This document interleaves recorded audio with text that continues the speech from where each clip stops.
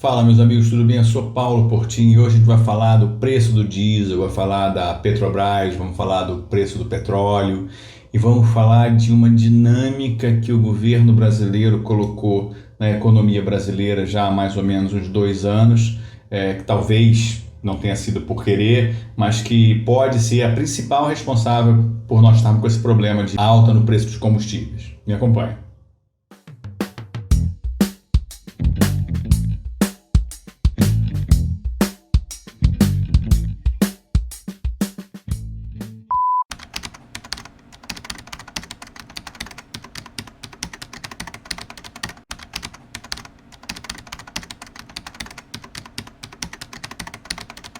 Então, meus amigos, eu me sinto super à vontade para falar sobre isso, porque eu fiz um vídeo sobre isso no início do governo Bolsonaro, ou no primeiro do segundo ano do governo Bolsonaro, falando do dólar a R$ 4, né? E dizendo naquele momento que o dólar pro alto, o dólar de forma irracionalmente alto, tinha benefícios para a economia brasileira, e a minha impressão à época é que o governo não se importava com esse dólar alto. Fiz isso com dólar a R$ 4. Estou fazendo hoje com dólar a 5,60, para realmente continuo com a mesma visão, né? Eu queria só dar uma pequena pausa nesse vídeo aqui para agradecer, se estiver me assistindo, se algum amigo estiver me assistindo, transmitir para ele, agradecer ao Roberto Castelo Branco, que era o presidente da Petrobras, foi substituído, agora vai ser substituído, por ter sido provavelmente o executivo mais importante, ou um dos mais importantes do Instituto Nacional de Investidores. O conselheiro que provavelmente levou a gente a níveis que a gente nem imaginava que poderia ter. Quando ele entrou na Petrobras, eu tinha certeza de que lá tinha um homem absolutamente racional, um homem com uma visão de governança corporativa perfeita, né? Queria agradecer pessoalmente o Roberto por todos aqueles anos de ajuda que ele deu como diretor da Vale dentro do Instituto. Obrigado, Roberto. Se estiver me assistindo, ou se tiver algum amigo assistindo, transmita para ele, por favor.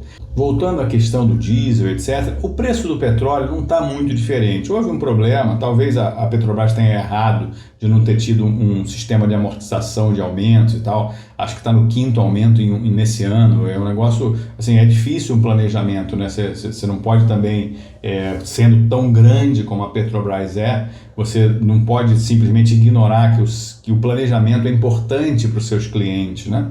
Para o caminhoneiro, etc., para a pessoa que bota gasolina no carro e tudo. Mas tudo bem, não vou entrar nesse mérito, não é o que me importa agora. Teve uma alta gigantesca no preço do petróleo por conta de um problema no Texas. Pode ser que volte de novo, mas o petróleo não está muito diferente do que estava em 2018, 2019. O que está muito diferente no Brasil, mas muito diferente, é o dólar. O dólar é 5,50, 5,60. Como o petróleo é cotado em dólar, óbvio que vai ter um efeito gigantesco. Mas por que o dólar estava 3 e pouco, está 4 e pouco, depois foi para 5, 5,50 e parece que não sai de 5,50, 5,30, 140? Por que o dólar tem subido dessa forma? Quer dizer, o Brasil está realmente tão barato assim para os americanos, né? Assim, eu lembro, acho que o meu post mais visitado do meu blog foi um post que eu fiz uma comparação sobre os preços de imóveis no Brasil e no exterior na época que o dólar estava 1,80, 1,60. Você vendia uma casa em Itaquera, foi um pouco antes da Copa do Mundo, então Itaquera tinha valorizado pra caramba e tal. Então você vendia uma casa por 500, 400 mil reais em Itaquera, uma casa horrível, né? Você viu, não conseguia acreditar naquilo, e comprava um apartamento em Amsterdã, você comprava uma casa no Canadá, linda, uma região maravilhosa. Quer dizer, aí isso é uma aberração total. Agora, hoje o dólar a 5,60, você está falando de o contrário, né? A gente tem o Brasil absurdamente barato. Eu cheguei a pegar esse Brasil absurdamente barato no começo do INE, do Instituto Nacional de Investidores. A gente recebeu uns estrangeiros aqui, da 2005, se não me engano, o dólar estava 2,50, alguma coisa, só que era 2005, né? Era bastante coisa, deve ser equivalente ao que é hoje, 5 e pouco. Era assim, o estrangeiro ele vinha aqui e comia. A gente foi no Fellini na época, que é Fellini é um dos lugares mais charmosos de Ipanema, né? No Arpoador, pertinho da praia do Arpoador, um negócio espetacular. Eu almoçava e tomava caipirinha com o cara, nós dois, cada um com um prato, etc. E dava $16, assim, $18, um negócio baratíssimo, né? O Brasil estava ridiculamente barato naquela época. O cara falou assim, não acredito, né? E eles não tinham, ele era de Detroit, eles não tinham comida a quilo, né? Aí ele via em comida a quilo, a gente botava aqueles filés de peixe, tudo, o cara via o preço, dava 3 dólares, esses 4 dólares, o prato que o cara estava comendo. Eu não acredito nisso, né? A coisa que eles mais adoravam era a churrascaria a rodízio, né? A churrascaria rodízio era a melhor churrascaria rodízio do Rio na época, que pagava 12 dólares por pessoa. O cara não acredita, né? Eu não acredito, aquilo ali era absurdo para ele. Hoje a gente está mais ou menos a mesma coisa, talvez um pouco nem tão barato, porque as coisas também subiram de preço no Brasil. Tá? Então essa questão do dólar muito alto no Brasil antes de 2007 era o caos, porque a gente não tinha reserva. Como houve um boom de commodities, o dólar estava muito alto, a gente teve um excesso de dólares entrando no Brasil até 2007, 2008. Então isso a gente desenvolveu ali na época uns 200 bilhões de dólares de reserva. Tá? Não é o governo que cria a reserva, é a operação comercial do Brasil com o exterior que traz o excesso de dólares, né? E esse excesso de dólares continuou, o mundo bombando e tal, depois da crise de 2008, e a gente chegou a atingir quase 400 bilhões de dólares do governo Bolsonaro no início, né? E o Bolsonaro, naquele primeiro ano, o dólar disparou, 2019, 2020, né? Não sei exatamente qual foi o período, e houve uma venda de 30, 40 bilhões de dólares à vista das reservas. Essa venda das reservas em 2019 fez com que a nossa dívida, em vez de ir a 80, 79, 80, 81% do PIB, tivesse fechado a 75%. O mercado em polvorosa, maravilhado e tal, porque a gestão da dívida pública é o pior problema do Brasil hoje. A gente tem juros baixos, mas a qualquer momento podem subir e a nossa dívida está alta demais. Então o problema do Brasil hoje não é a inflação, o problema do Brasil hoje não é dólar, o problema do Brasil hoje talvez seja diesel, mas não é o principal problema estrutural do país.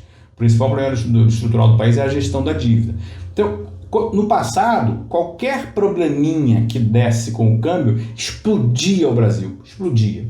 Como você tem um nível de reservas hoje muito superior à necessidade, quer dizer, a gente deve ter hoje 350 bilhões de dólares, caiu para 330, 329 e já voltou de novo, porque a gente continua recebendo capital estrangeiro, que é inacreditável, mas continua subindo isso, né? Então essa grana continua entrando. A gente deve ter 75% a mais do que a gente precisa, segundo os parâmetros do FMI, etc., de reservas. Então, toda vez que o dólar sobe, a gente tem uma pressão na bola Brasil, né? Na bolha Brasil, que pode explodir a qualquer momento. Só que antigamente, quando o dólar subia, ela explodia mesmo, porque não tinha por onde escapar. Agora, quando o dólar sobe de um lado, ele esvazia do outro. Ele cria um problema inflacionário, não é gigantesco, né? Porque a gente tem uma inflação ainda, nos últimos 2 anos foi de 9% as duas, no IPCA. Você tem um furinho aqui, bota pressão na bolha Brasil, só que essa pressão consegue vazar pelo outro lado com a gestão da dívida pública. Por quê? Porque a gente tem R$1 que o real desvaloriza, né? De 5 para 6, é um aumento de 350 bilhões de reais na nossa riqueza em reais. Né? Então, se o dólar, por exemplo, enlouquecer, for a 8, por algum problema que não é brasileiro, não é nosso, não é um problema de custo interno, mas um problema externo, um problema de todo mundo quer sair ao mesmo tempo, o Banco Central não dá liquidez, o dólar dispara, a gente gera dinheiro suficiente para pagar o buraco da Covid, em reais, que é o que importa. Você entendeu? A gente tem uma bolha que antigamente qualquer coisinha que entrava dentro dela explodia.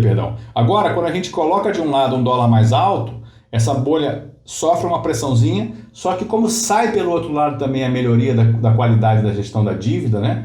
Capacidade de gestão da dívida aumenta, a nossa bolha acaba ficando mais murchinha. Então essa é a dinâmica que eu acho. Não sei se o governo está fazendo isso não, tá?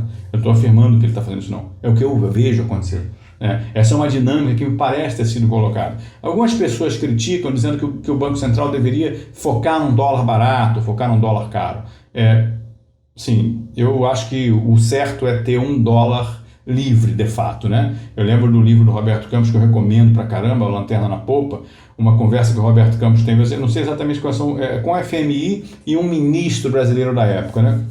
O cara do FMI queria convencer a gente a ter um câmbio livre, né? Um câmbio só e livre.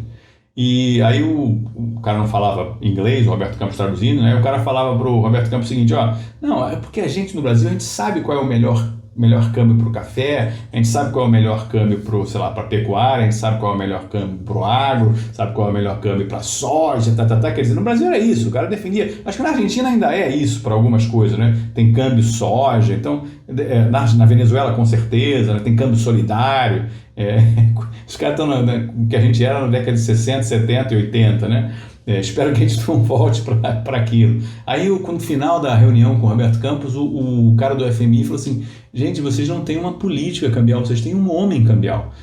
É uma pessoa decidindo. Não, veja bem, melhor, em vez de a gente botar 50 mil réis, não era réis na época, mas a gente ia botar 60 mil réis para facilitar a sua vida, para você receber mais réis. Isso é uma palhaçada monumental. Mas era o que o Brasil era. Então, na minha visão, a gente tem que ter o câmbio livre, de fato, né? A Argentina, quando você tem um paquiderme gigantesco fazendo bobagem, como a Argentina, por exemplo, fez durante 10 anos, segurou o câmbio dela, a Argentina era rico no mundo inteiro, no dia que explodiu, a Argentina começou uma pobreza de 2001 até hoje, um desespero de 2001 até hoje, quer dizer, não vale a pena, né? Então, assim, o que eu entendo que está acontecendo no Brasil hoje é que o Brasil está dando uma certa liberdade para o dólar.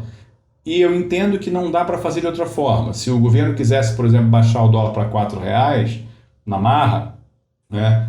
Vamos deixar uma facilidade para a classe média, o pessoal viajar e tal. Se o governo fizesse isso na marra, ele criaria uma distorção no mercado durante muito tempo. E o que acontece? Na hora que você coloca um paquiderme fazendo bobagem, significa dando um preço que não existe, né? Fazendo um apressamento que não existe, o mercado inteiro se coloca para agir em cima daquela irracionalidade. Então, o que o mercado vai fazendo, ele vai tirando o dinheiro do Banco Central, porque ele vai agindo de forma irracional. A gente dá pressão, a gente sabe que ele quer baixar, e a gente começa a ganhar dinheiro em cima dele, Chega um determinado momento em que a pressão é tão grande que o Banco Central, peraí, eu não posso gastar mais reserva, eu não posso fazer mais isso. Aí deixa explodir. Aí o Brasil perde, aí os especuladores ganham horrores. Quando você coloca um paquiderme agindo de forma errada, o mercado inteiro se organiza contra isso. E aí, o que reforça a minha impressão de que o Banco Central não está fazendo isso é que o dólar chegou recentemente a 5,90, não tão recente, e a impressão que deu é que os especuladores achavam que a qualquer momento o Banco Central ia agir, estavam esperando o Banco Central agir. Aí quando eles entenderam que estava Zé contra Zé, João contra João, Zé contra João, eu falei assim, cara, não tem ninguém do outro lado para fazer o que eu acho que deveria fazer. E aí já era, amigo, aí a bolha estoura, um monte de gente perde dinheiro pra caramba e o dólar caiu a 4,85. Aparentemente porque o Banco Central deixou a galera se matar. Né? Então, a minha visão, que a dinâmica que o governo colocou, e eu não sei se colocou de propósito, se está deixando, é que o dólar alto tem feito coisas boas para a gestão da dívida pública, né? Mas, infelizmente, gera essas distorções do diesel subir 5 vezes por mês, 4 vezes por mês, bater recordes, os caminhoneiros ficarem desesperados, o Brasil que já vive uma enorme turbulência por causa de Covid, viver essa outra. Então é isso, galera. Um abraço para vocês.